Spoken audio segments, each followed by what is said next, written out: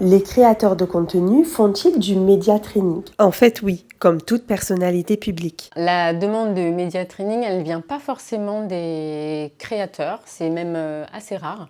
Ça va être plutôt sur le côté RP ou via les marques. Souvent dans les briefs des annonceurs, on peut demander à ce que le créateur soit en mesure de répondre à des questions médias parce qu'on le voit de plus en plus.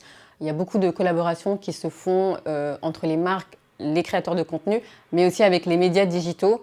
Et donc dans ce cadre-là, généralement, on demande aux créateurs de contenu de savoir répondre à quelques questions de la presse. Depuis 2015, l'agence Follow est accompagnée par l'agence Format, une agence de communication. Elle gère aussi la com de crise et le média training des influenceurs de l'agence. Ça fait partie de nos critères, même pour rentrer chez Follow, c'est important de savoir s'exprimer. Il y a des talents qui au contraire perdaient tous leurs moyens face à des journalistes, face aux caméras, alors qu'ils prennent la parole tous les jours devant leur téléphone. On va gérer aussi la timidité, on va gérer le stress.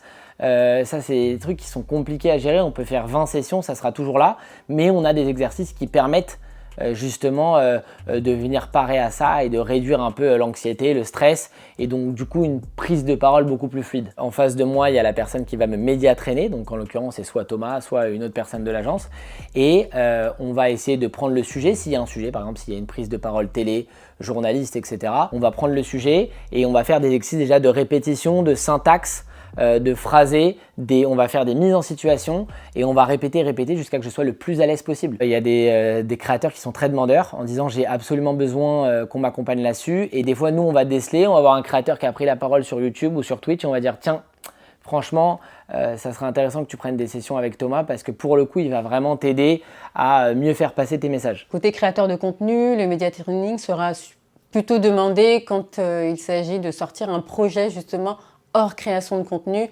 par exemple une sortie de livres, une sortie de marque, de collection de chaussures, de bijoux, etc.